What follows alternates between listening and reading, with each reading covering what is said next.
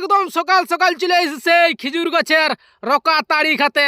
এদিকে ওইদিকে পাঁচি চোখ যে পেছনে ঢড়ুয়া বাঁধে নিয়ে, আর এদিকে সূর্যটা উঠে যাচ্ছে একদম সকাল সকাল। সেই ফাঁকে এদিকে টুকু আমিও আমার ছিঁড়া ফাটা চেহারাটা দেখান দিচ্ছি, পচা মুহে চলে এসেছি তাড়ি খাতে। দেখে না ভান দিল একদম রকা তাড়ি, একদম সর্বত রকম দেখাচ্ছে বাবগু।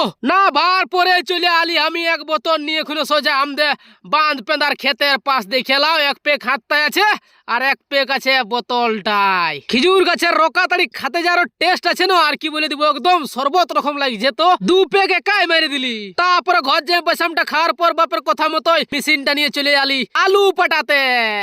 দেখে আলু বাড়ি, আলু একদম হারে হারে ফুল ধরে খুলে একদম পেঁদায় বসে গেছে।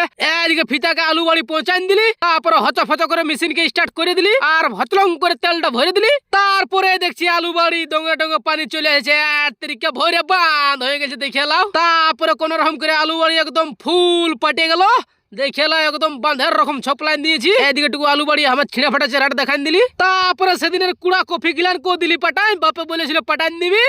দেখে লাও কফি পুরা পাটছে ঝপ ঝপ। এদিকে শস্যা বাড়ির ফুল দেখো যা দেখাছে না, আর কি বলে দিব, সিনটা দেখে লাও দারুণ দেখাচ্ছে। তারপর রাইতে মায়ের কথা মতো পিঠা করতে ঠেসে গেলি, কি আর বলবো।